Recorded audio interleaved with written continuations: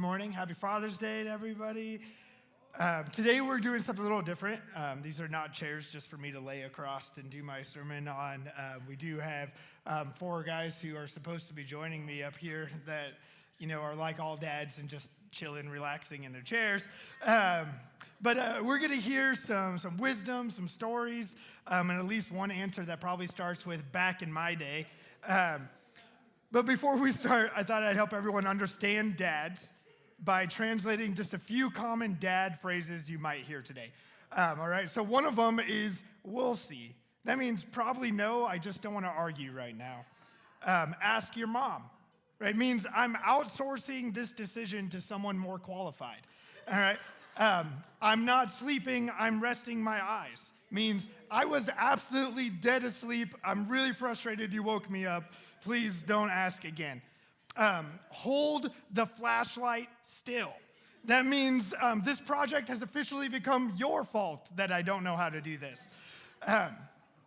Let's not tell mom. Means this memory will either be hilarious or evidence used against me later. Money does not grow on trees. This means I have now become my father. Right, but underneath all of the dad phrases, the dad jokes, there's a lot going on in the heart of a father. There's a lot of love. There's a lot of pressure.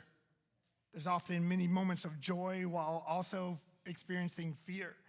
There's faith, not just faith in God, but faith in our family getting through whatever the problem and circumstances are ahead of us. There's regret when we look back on moments that we missed and trying our best to make up for them. There's hope, and there's a desire to get it right. So we're going to hear from dads from different stages of life up here, and we hope that their stories and their advice and maybe a lot of what you shouldn't do, because that's what my story is filled with, will help dads out there, future dads, but also just families in general, understand the beauty and the weight of fatherhood. Right? And I'm not going to talk too much longer because I want them to share mostly with today. So in just a moment, I'm going to have you guys share your name, a little bit about your family, age of your children, grandchildren, the best that you guys can do. And also want to hear your favorite dad joke.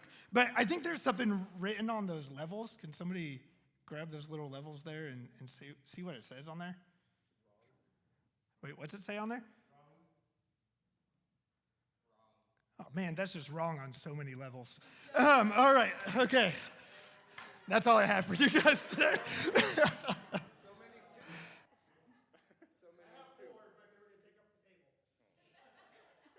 David, this is for you to introduce yourself. My name's David. My wife is Marissa, and we have a son, Julian. He's 5. So, my one dad joke is the one I made the kids say in the video when we recorded it, the Darth Maul one. So I have nothing right now. I already gave it to you, so you have a preview. My name's Eric. I have 2 kids. Daughter Zoe, she's in the Navy. She is 19. And Nicholas is up there, and I don't have any jokes, obviously, because she said I wasn't funny.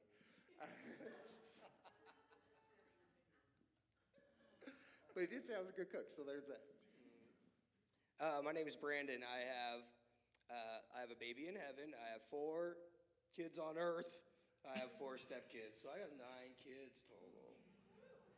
Oh, my favorite dad joke.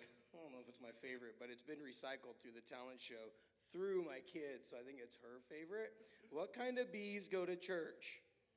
Believers. Good morning, I'm Mason, as many of you know, and I have 3 children. I have a daughter who is 42, a son who is 35. My wife's giving me signs. And I have another son who's 30, and Lisa and I have been married 43 years, I think now. 30, no, that's too many. 36 years is how long we've been married. I don't remember anything. And then I have 6 grandchildren. They're all my daughters from 12 to 16. She has 4 adopted and 2 that are our paternal kids. So and one on the way. We have one on the way coming in about a month. So we're super excited about that up in Sacramento. Yep, and my favorite dad joke is what my son-in-law told me actually yesterday. He said, "Why do ducks have feathers?" And I said, "Why?" And he said, "Because it covers their butt quack." So there you go. Yeah. All right, got to add those to the database. But it's just too good. My son-in-law and me are twisted. So. All right, so we got about like 10 questions. We'll kind of watch the time and see how it goes because we know that Father's Day is a special day with your family or sleeping in your recliner, whatever you choose. But the first question today is, what is one moment as a dad that seemed really small at the time, but you later realized really mattered? Mattered. Mattered? You have the mic, so you gotta share it or pass it. You don't have to start. You can pass it. Well, I don't know if it mattered or not, but I can tell you for over the years, when my son was like less than a year old, I decided I was going to make a picture of him for Christmas. And so I decided to tie him to the Christmas tree to try to get him to stand up during that time. And my family hasn't let me forget it for many, many years. And I just sent a Christmas outfit for my son for his new baby, and I put rope on the top of it so that he could do it for his kid. But I was trying to be a good dad and give my wife a picture for Christmas, and it didn't work out very well, but I've been reminded of that for many, many years.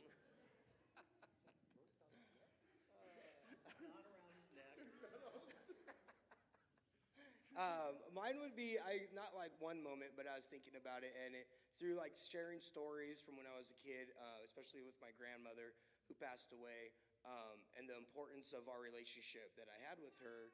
Just like little stories, not intentionally trying to like push how important she was to me or what I gained from her being in my life, but my children receive that and they understand that relationship and they bring her up often and they know how special she was to me and that's important to them.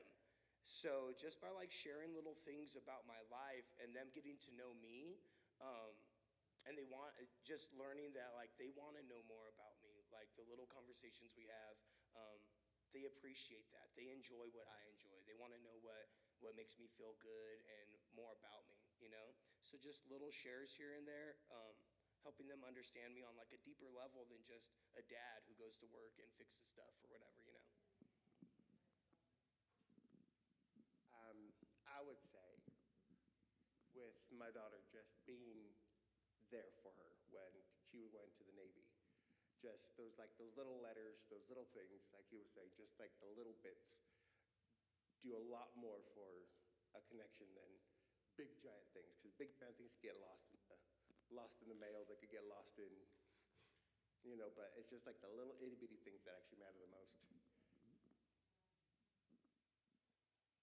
You can do the next one. Oh, David is ready. Perfect. I know that for me, that like being a dad's not just so much about teaching my kids things. Often I'm learning a lot through being a father about myself. And so what is something that fatherhood has taught you about yourself? This will preface probably all of my answers. My dad passed away when I was 6 or 7, something like that. Oh, sorry.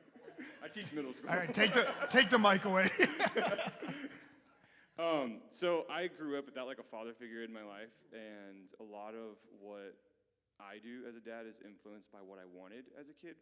So like a lot of the times, things like yesterday I can bring up. I was going to drive 2 minutes away to pick up some food and come back, which would be very efficient to just go alone and be very quick. But I asked Julian if he wants to come with me. So we just rode together so we can talk and hang out. Because like those little moments are things that matter to me, and I know they'll matter to him in the future because those are things that like we miss out on.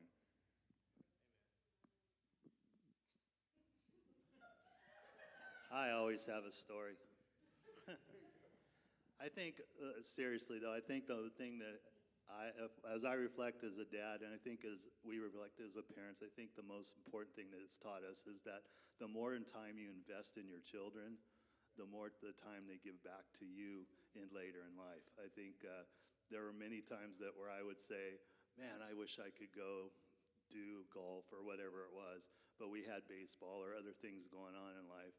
And we would invest in all that time that now we were seeing our kids come back and invest in us. So if I encourage parents, it would be in me as a dad to say that the more time you invest in them, it's going to come back and pay you 10 times fold.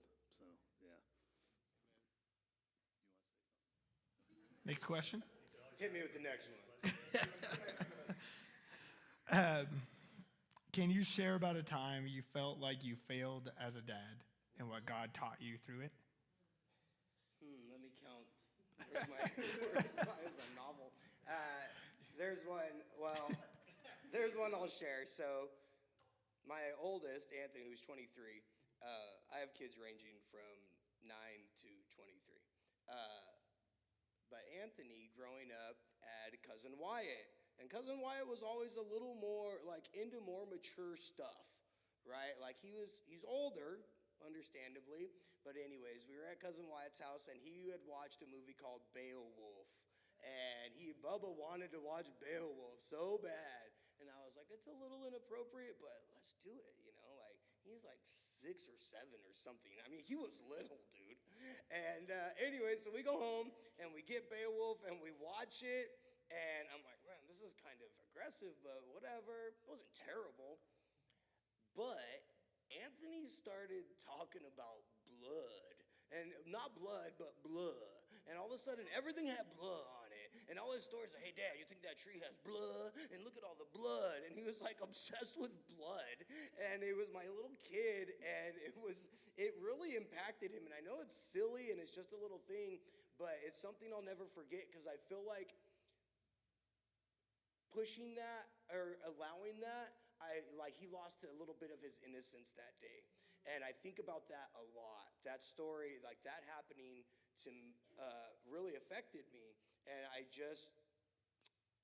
learned through that not to push my kids to grow too fast, to appreciate where they're at, and like not compare them to other kids, right? Like appreciate the age they're at, whether they're here or there, and just not let them mature, you know, on their own, and let them find themselves and not rush it because you don't want to miss out on now, right? Searching for whatever, you know what I mean? Failing as a parent, when I was working a lot, like I'd work 66 hours a week, and I would not be there for sports or school stuff or whatever. And if I did go, it was always for like 5 minutes, 10 minutes, and then I leave. I go home and back to sleep.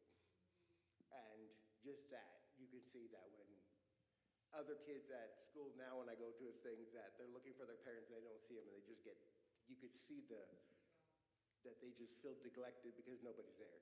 Now when he walks in, he sees me because I'm always bright, obviously. So, but just seeing his face now, know that I was failing as a parent by caring so much more about money instead of actually his feelings and whatnot.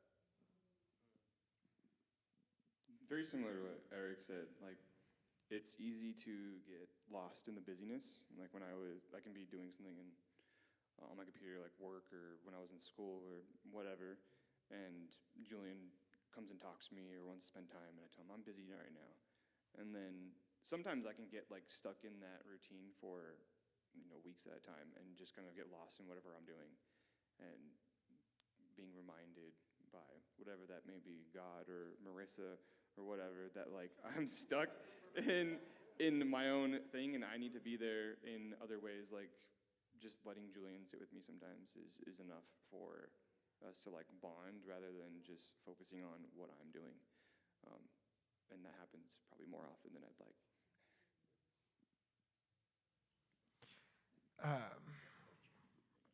Kind of on the same note of just like growth and things, how has your role as a father changed as your children have gotten older?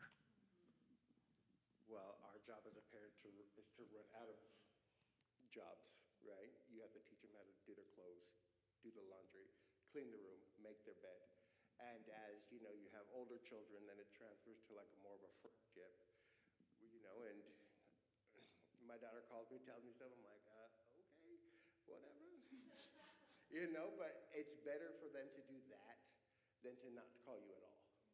So, and it's you as a parent, it's, if your kid is doing stuff on the, you know, extracurricular activities, you know, as when you go, you tell them, I'll pick you up no matter what. No questions asked. Nothing's gonna happen. And when you get in the car and if they do call you, you don't condemn them because Jesus didn't condemn us when we were in our mess. So when you go and you pick them up, you just tell them, I'm proud that you called me. I'm grateful that you gave me this opportunity. And that's what will happen, and you know you'll attract more flies with honey than you would poo. So there's that. Back to me. Oh my goodness. For me, I would say that, you know, as I've grown older, my kids, they call us for advice all the time, and then they also give us advice, right, as we get older. They actually tell me what to do now, and I'm so old that I can't fight them no more. I just go, okay, whatever, I'll just do it.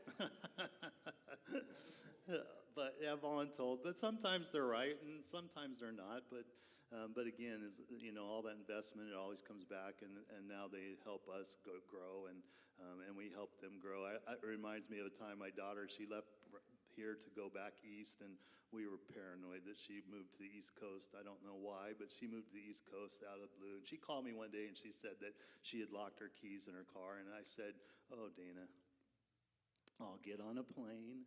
It'll take me like about 6 hours to come there and try to help you. I don't know what you were doing. She just locked her keys in her car. She figured it out, but you think about those things all the time. They still call and want advice from you like that. And she actually called me yesterday and wanted to build a bed, or wished I was there to help her build a bed. But she still does that. So I think as you grow older, they still will come back and give you advice or want advice from you as well. So. Speaking of some of the just changes over time, and you know, some of you guys spoke to it a little bit about making time and stuff for your kids. But what boundaries or rhythms do you have in place in your life to help protect time with family, time for faith, time for rest, as well as, you know, work and provision and all those things? Oh, this is for somebody else. I'm terrible at this. Says the retired guy. This is nice. You know that. You know that, Andrew. This is a bad question for me. I wake up early for work, so I allow my mornings from when I wake up. I pray. It's like my spiritual time. Even at work, in my work truck, that's when I do like my Bible reading, but I have a computer, my phone read it to me. I don't really read the Bible, but I listen to it a lot. But that helps me kind of not only get my day going right, but give me like that alone time with God or whatever. And then I make sure like when I'm doing stuff around the house, I just have them help. I try to keep them involved in stuff or be involved in what they're doing, because even if it's just like chores or duties or whatever, picking up dog poop or whatever, like that's still time together. Not only that, but that's teaching opportunities, you know, so you don't have to worry about sending them out in the world not knowing how to do stuff. And then not being afraid to shut it down and just be like, hey, you guys go do whatever you're gonna do. You know, me and mom are gonna hang out, or we're gonna watch a movie or whatever. I used to struggle with that, right? Like finding like time for myself and stuff, but there's nothing wrong with telling them like, hey, go do your thing. We're going to do our thing and have that alone time for our relationship also, you know.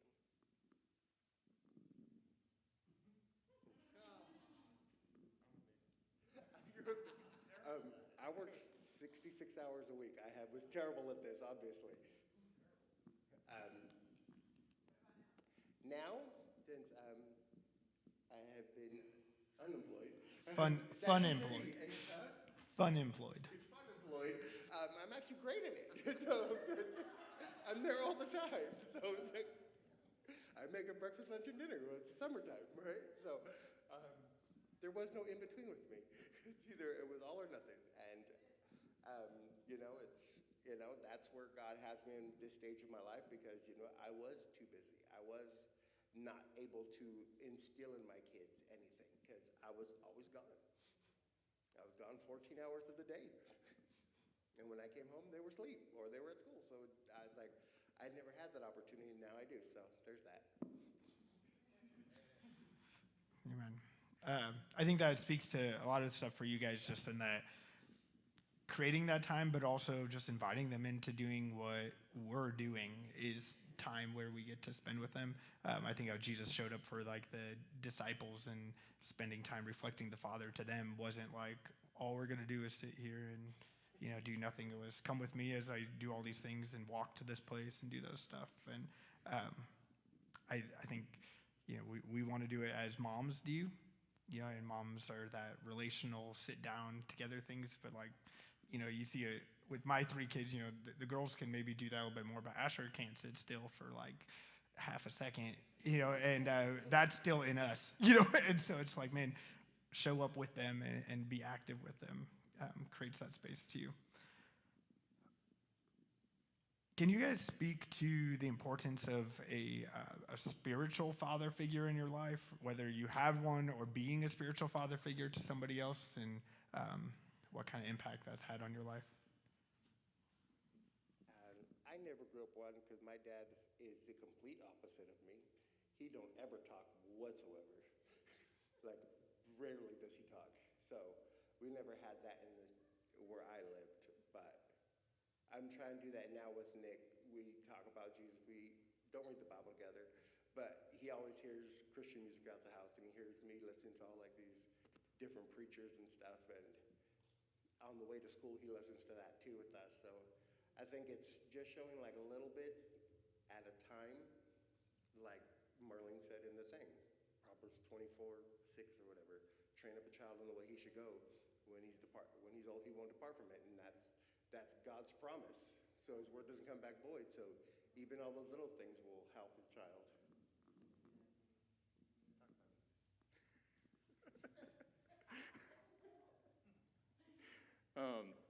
I don't think I've ever had like one single spiritual father figure. Like, there's always random people in my life who are like 20 years older than me, and I'm like, you're my father figure for the next 6 months. Like someone I worked with or whatever. And typically, they're Christian, and I'll like observe how they handle situations or how things work out for them, or ask them advice, things like that. There's like coworkers I've had when I was in college, or Marissa has an uncle who's a pastor, and we were really close for a while. So like, there's people who come and go in different periods that are spiritual father figures that I think I learn different things from, and it's really important to have that. And then the things that like are instilled upon me, I try to bring down to Julian as well. I would say I never had a spiritual father figure, really. But I will say this. My mom took me to church when I was a little kid, often, enough to where I knew Christ, right? And I knew of God and stuff. And then when I got older and I went on my whole growing up walkabout phase, when I absolutely needed it, I knew where to go, right? When the day came that I needed something done, that I knew someone or no one, nothing in this world could do, I knew to turn to Christ, and he changed my life. So, and that's facts. Like, that's real life. That happened, and I attribute that to my mom taking me to church when I was a little kid. So now that I have the opportunity to be a spiritual father figure to my kids, or to anybody really, but for my children, I just want to know that I'm planting that seed like my mom did for me, so that when they grow up and they're at that spot, or they're in that relationship, or they're in that addiction, or whatever the world has, God has, whatever, whenever that happens to them, that they know where to go. Whether they stick with it through high school, or they walk away from it, or they whatever their phases are they go through, I know that inside them, they know that God is real, and when they need him, he's there for them. I'll make it 4 for 4. Go for it. I didn't really have a spiritual father either through the years growing up. Who wrote these questions? I know, it's all 4 of us. It's 4. It's like 4 yeses on The Voice or something. I don't know. Anyways, that's wrong too. It's America's Got Talent. But I didn't have one either. But I look back on life and think about all the things that I went through that made me grow. And like Brandon said, I always knew God was there. My dad was a dad who would, when I would go visit him, because he was divorced from my mom, he would drop us off at church. I don't know what they did, but they dropped us off at church every Sunday for the day, or got on the bus and we went to church. So we knew who God was. I knew who God was, and I think that was just the thing, that the kids would go to church, and we had a good time, and it was planted in our hearts and our seeds. But until later on in life, I really didn't know who he was. I was always searching for a dad, as I've shared in messages with you guys here at church, that I was always searching for who my dad was until I found my real father. And now I try to teach that to the kids, and I see that in them. They actually remind me of that as well. But, it took a long time to figure that out, and I didn't really have a father figure. But once I found out who that father figure was, I was bought in 100%. So, yeah. On a similar note with that, I lost my question, so not that similar. No. How has church and the church community, kind of what you guys have been talking about in some ways, helped or impacted you specifically as a dad? Not just in your spiritual life, but as being a dad. Well, for me, I've had coaches here at this church, actually, because I've been here so long. I have coaches in my life. I hope you all have coaches or heroes in your life. It may not be your family member, but it might be somebody in your family that you can grow on, that you can learn from. And you have to keep your eyes open to find those. I think Andrew talks a lot about that in church, that we have our travel partners. I kind of call them coaches and heroes, but there's certain people in my life, whether they're alive or not, I still live on the things that they have done.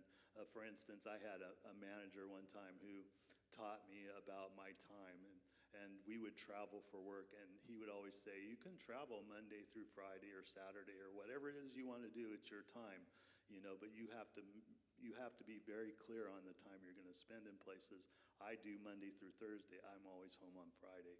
Now, there are those times when I can't do that, but you have to protect your time. So to me, and this was when I was young, if you're going to travel, you travel on a Monday, you work through Thursday, you put in as many hours as possible, and you go home so you can have time with your family before you do it again. It's just that important.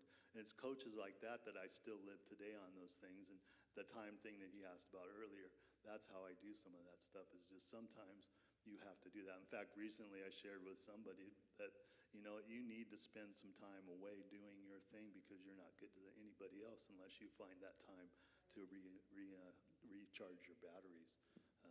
And so the community and the church and all the things that we do and the people we talk, there are a lot of heroes, some in this room and some I learn from all the time. So I'm watching you guys, trust me. No, but there are heroes, right, that we have in life. Amen. Well done.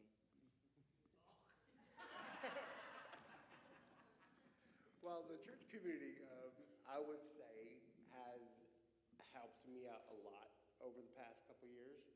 I'm a lot softer than I was before. We'll just say it that way. I was a little sharp. So, I'm the 61st minute Christian, if you know, you know.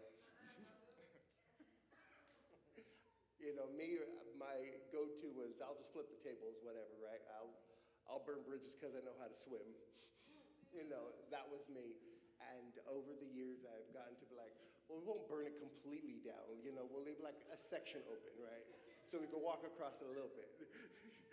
But the church has actually able to soften me down, and, with God's help and whatnot. So it actually does help when you have a community around you that is loving on your kids, is loving with you, and you're loving on their children, and it's all together, and it's awesome. I think at like a surface level, church has given me like a community of fathers. This might be a shock to some of you, but we as Christians tend to get married and have kids a lot younger than people outside church. So I was like the first in my friend group to get married and have a kid. So I didn't really have any friends who were dads until I started coming to church more. So It is true. I will say this real quick, because I recently, I'm only a couple years into this coming to church all the time thing, right?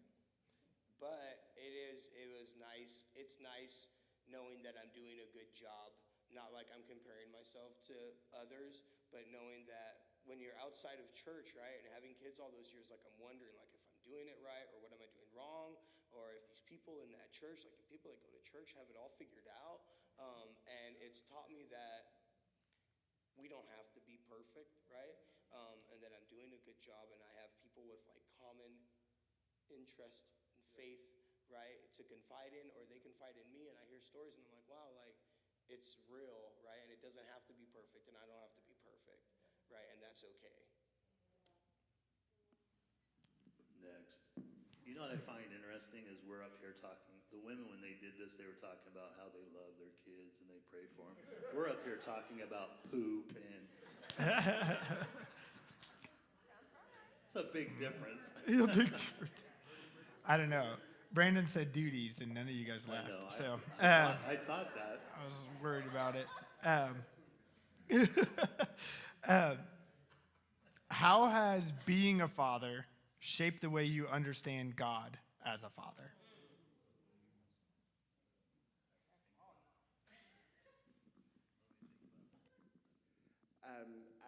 We talked about this in Discover Ministry School. Being a father changed my perspective on God, because when it comes to my kids, I would do anything in the world to not let them get hurt.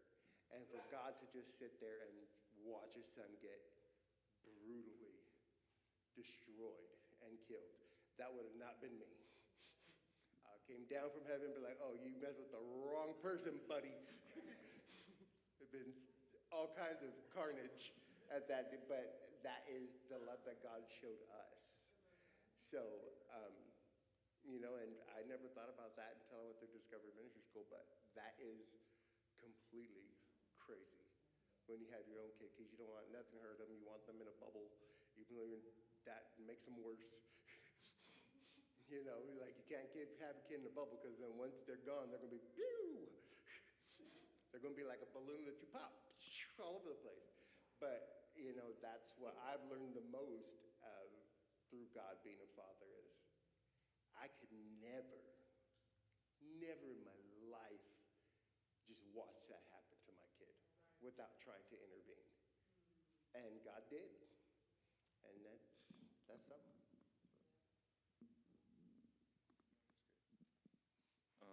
I had something, I lost it. I think that being a father helped me understand, that the relationship with God, how it goes beyond just like the surface level. When I was in college and when I was younger, I didn't really go to church anymore. I only prayed when I was like in survival mode, like when I really wanted something, or when I felt like I needed something, or to pass a test or whatever that may be. And being a father has shown me and reminded me that seeking that relationship with like your children, or even your father, is just is equally, or if not even more important than just like those survival needs.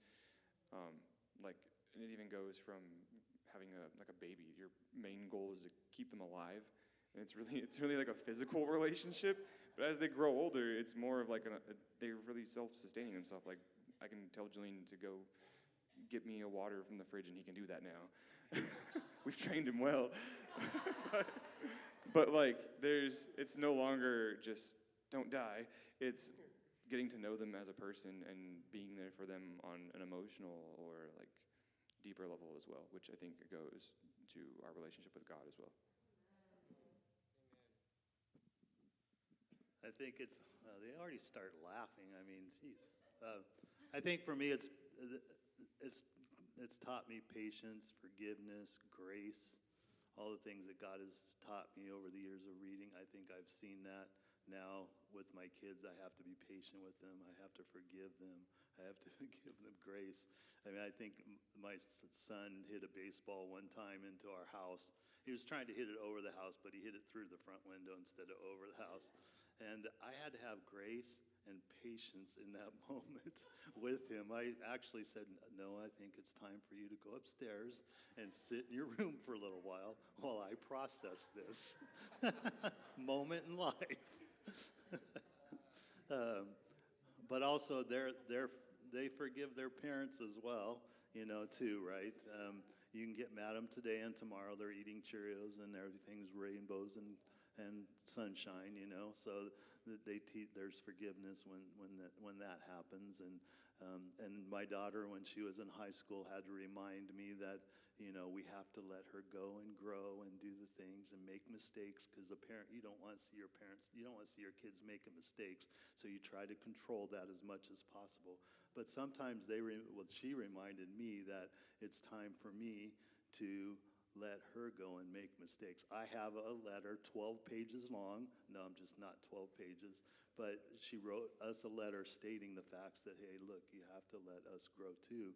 You have to let us make mistakes as well. And so you get a little humbled in those times. In fact, I think in the last month or so, my daughter was telling a story, and I said, you know what, I need to get that letter out and give it to her to let her kids make those mistakes as well.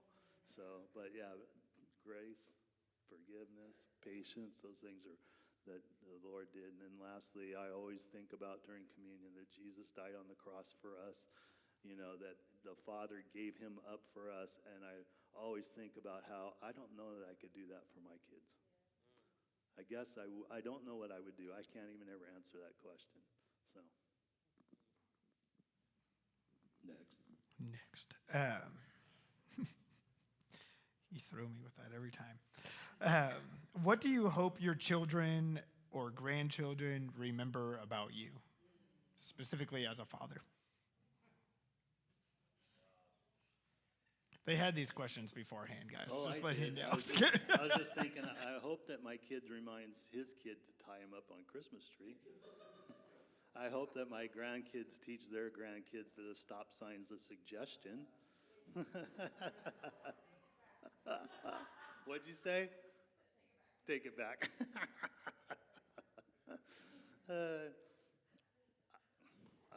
I just want my kids to love me. I want their kids to love me. I want them to remember for those things. I want them to remember, my grandson to remember that I'm calling him Roundhead. I mean, I know you guys laugh, but just instilling those little traditions in their lives is important, right? It's not, that I love God, and I married my son. I hope he remembers that. Just those things in life. I don't really who I am, right? I'm who I am. My son-in-law the other day, we were talking about something serious, and I said, maybe I'm the problem. And he's like, there's just no way you're the problem. And I thought in that moment, man, this guy sees something in me that maybe I don't see in myself. And those are the things I want my kids and my grandkids to remember, is just those type of moments.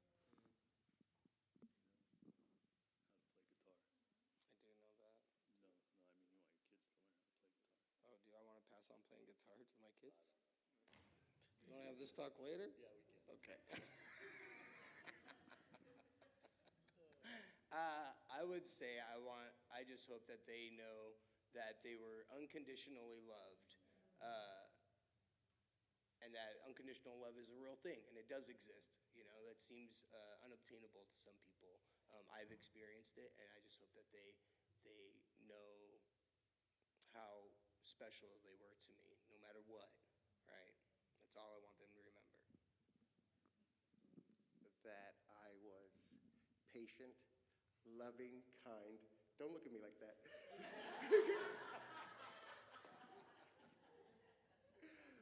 Know that I would do anything for them, that I love them no matter what.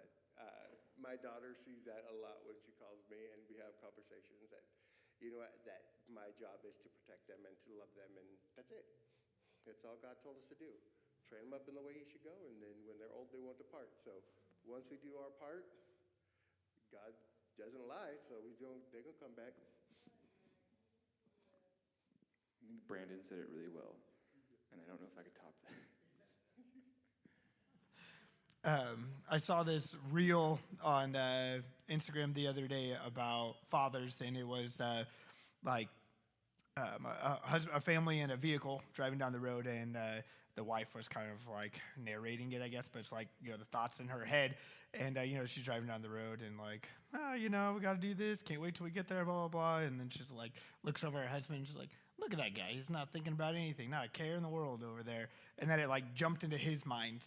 And, he's like, man, so crazy that, like, I am in charge of the safety of this whole family in this vehicle. And he's, like, freaking out about all this stuff and, like, oh my gosh, like, I don't get paid for 2 more days. I don't even know how we're gonna pay for gas for this trip, and we gotta go do this thing. And then my wife just reminded me we still gotta buy a gift for that, and just all these things coming on, and that, like, going on. But he's sitting there just smiling, driving down the road. And I think there's a lot of unseen pressures and responsibility that, sometimes we carry as a father that people don't always see. And I think when we get to voice those things, it helps kind of release some of that pressure in us as part of like the confession and different things like that, what it does for us emotionally. And so what are some things that you wish families just understood about the pressure or the responsibility that dads often carry? One of my blessings is that 80% of the time I am thinking about nothing. So, I can attest to all 80%. so I can't relate to that. But I think like whenever we're out with like family, like a family gathering with my side of the family or Marissa's, and I'll do something like grab their plates and throw it away or put in the sink.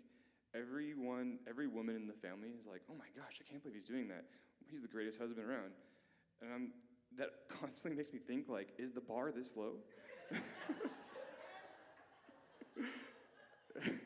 So I guess like the constant pressure to do the, I don't know, just be there. Like the bare minimum. I don't know. I don't know how to put it. Like I constantly think about, am I doing enough? But I feel like my personal struggle is, which I'm sure some people can relate to, is like I don't really have a bar to compare myself to. So I'm constantly making that up. And surprisingly, throwing a plate away is very important, and you're going above and beyond doing that. Outside of that, it's just the Halo theme song playing. I would say it's because we're supposed to be always, have it together and be strong and not show emotion because, it's weak, and not show anything because, we're guys, and suck it up, and that even if it seems trivial to you, it's not trivial to some other people, Like, come on, like, with anything, some people can't make homemade pasta sauce. Like, come on, it's not that hard, right? But, right? What? It's easy. But see, if you know how to do it, it doesn't mean everybody knows how to do it. And just because you can't take your aspect of how you perceive it, and then throw it onto somebody else, because you don't want that done to you. So even if it is trivial or seems small, it doesn't matter. It's not trivial or small to that person. So that's what I would say. I didn't write an answer to this question. Pasta is a pain to make, by the way. I don't know how. Oh. What was the question? Just kidding. Oh my gosh. Well, I started thinking about pasta, and now I forgot what the question was, because now I'm hungry. Do you need the question? Yeah, what was the question? Yeah. Tell me it again. What do you wish families understood about the pressure Oh, or that's right. responsibility dads often That's carry? right. That's right. Well, I'm a worrywart, so I worry about my family all the time. I worry about us financially. I worry about where they are, what they're doing. I'm constantly on my mind. When my wife told me she was pregnant, she can verify that I was just like in shock. I was like, I don't know how to be a dad because I didn't have a dad, and all those things through our life. And some of these guys have talked the same thing: is there's no instructions, there's none of that stuff, and you got to figure out as you go. And like most men, you want to fix it with a hammer. We joke about it these days, but for many years, I was getting a hammer hit over my head because I would try to fix everything with a hammer, and my wife just wanted me to listen.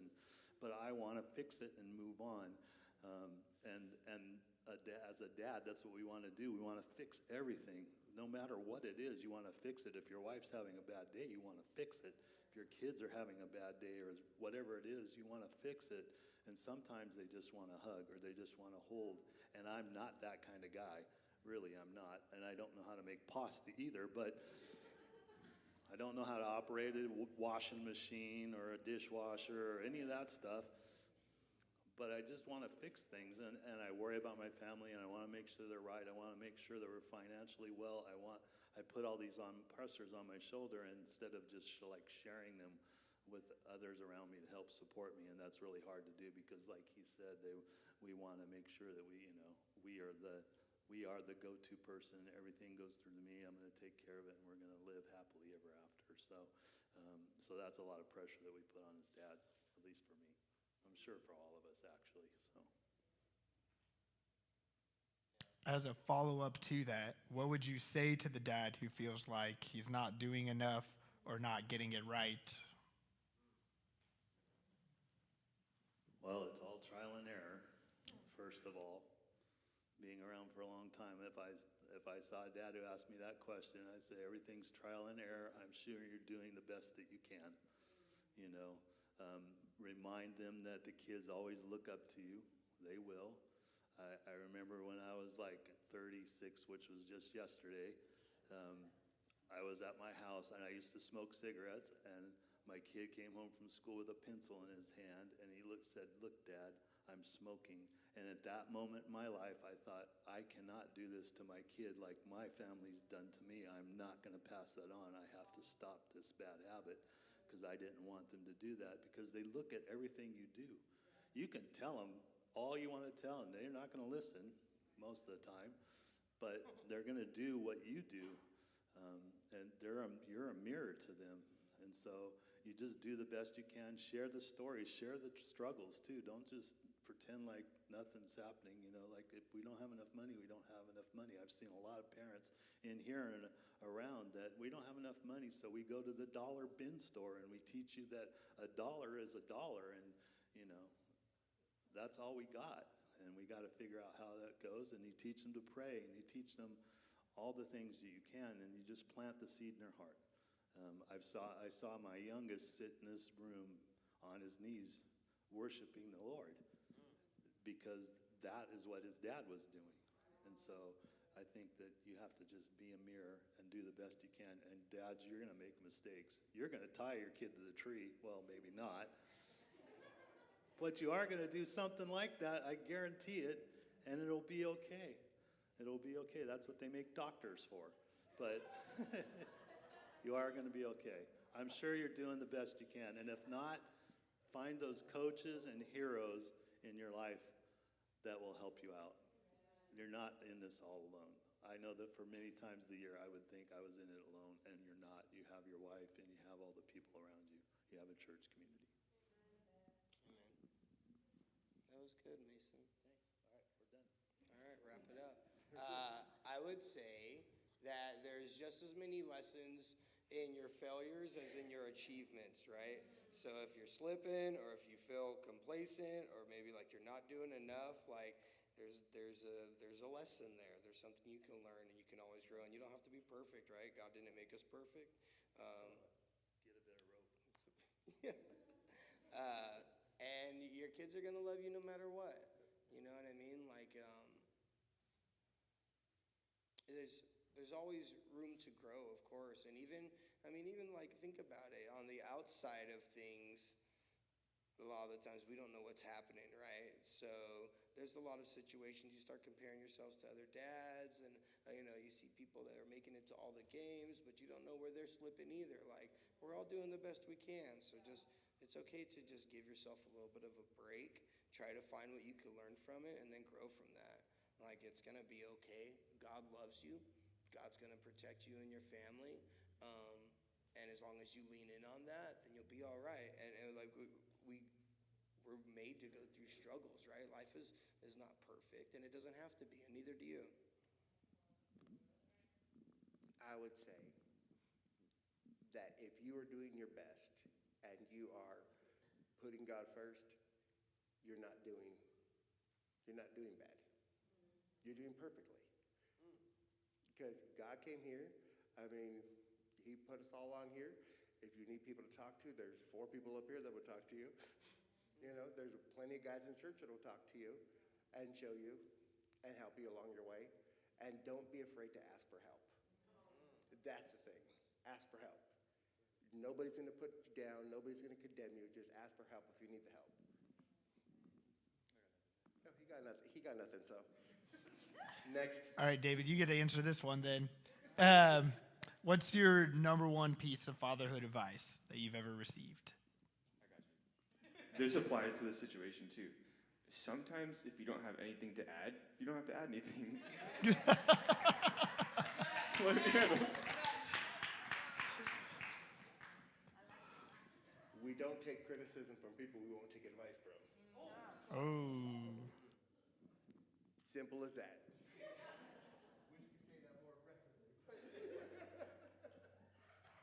I have 2 that I wrote down. So, just to spend time with your kids, because kids gauge their love through the time and how you interact with them, right? So whether you're busy working and doing like what you can, right? I'm not trying to like time guilt you, because everyone's situation is different, but kids don't care how much money you're making while you're gone, and they don't care about all that stuff. It doesn't matter. They just want to hang out with you. So do that. And also, I learned that here. And another thing I heard actually on Mother's Day, Marissa said, is something that I think about all the time, is just to let your kid be weird. Like, don't be afraid. Don't be afraid to just let your kid be themselves. You know what I mean? Just let them live their life. They want to dress however they want to dress. They want to do whatever they're doing. Don't worry about it. Just let them do it. Support them. Encourage them. Because as they grow into adults, right, they'll be comfortable in themselves. They'll be confident in themselves. And I like weird people, right? And I want my kids to grow up to be people I would want to hang out with. Look at these guys. I was going to say, you like me, so.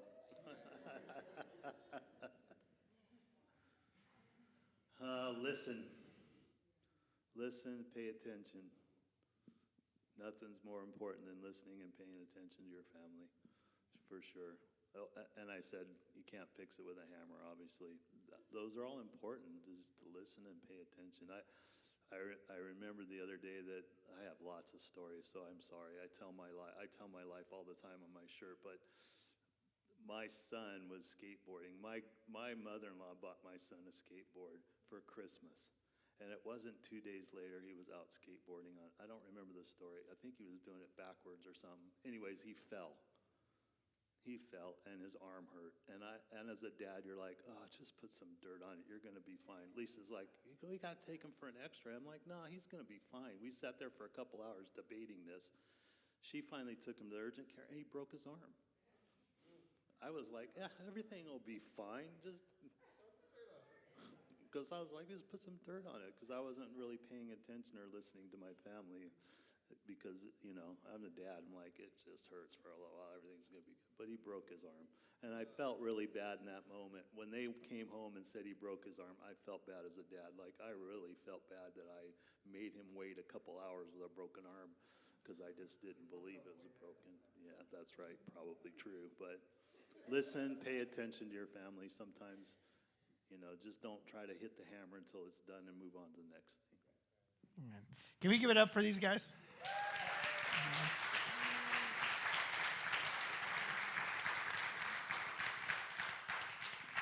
And I hope that, especially for you fathers out there, but also just for the families and everybody, that you learned some good things, that you were encouraged, that you were reminded of places that you're doing well, that, as we heard multiple different times, that fatherhood is not about trying to be perfect. It's about being present. It's about just showing up and doing the best we can with what we have. And, you know, I think sometimes we can get so hung up in what we've done, that what we're unable to give because of the life situation that we're in, that then it keeps us from being present with what we can give. And so, you know, that'd be my piece of advice for somebody who feels that they're struggling or stuff, is just do what you can now with what you have. I think that's often really the advice for all of life and everything that God asks of us is just to do what you can with what you have right now, and not get caught up about what the future looks like or what has happened in the past, but what you can give now. And so speaking of giving on those things, we do have a gift for you fathers on your way out. We have some baseball tickets to 66ers games here for you guys, and so make sure you grab one of those on your way out and don't miss it. So if you go out that door, you may miss your ticket. So go out that way and then go get your kids, because don't forget about them. It's Father's Day. All right, and with that, Brandon, can you pray a blessing over the fathers? Would you be willing to do that?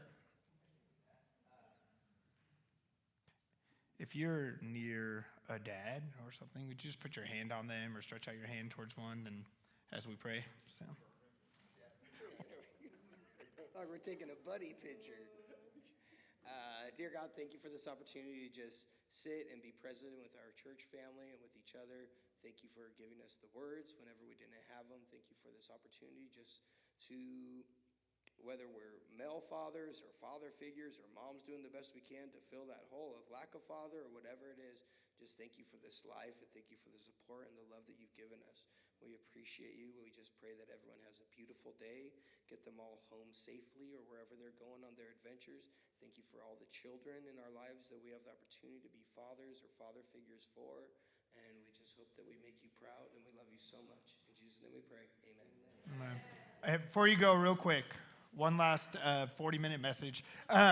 No, but something that you heard them all say, they all said that they didn't have a spiritual father figure in their life, like one certain person, but they also all brought up people that have shared and spoken into their lives or said something or gave advice here and there that helped guide them. And I just want to remind you guys, you're not alone, like in these things. There's, as Eric said, there's people here right here that are willing to talk to you, pray, but many of the guys here would talk about being a father, give you whatever advice they can offer. It may be what not to do, but we're here for that. And we're not going through life alone. Often it feels as dads or as men that it is about being alone, and it's not. And that's what community is here for. So get plugged in, find somebody, share if you're going through a hard time or something, and don't do this by yourself, all right? So go and have a blessed Father's Day.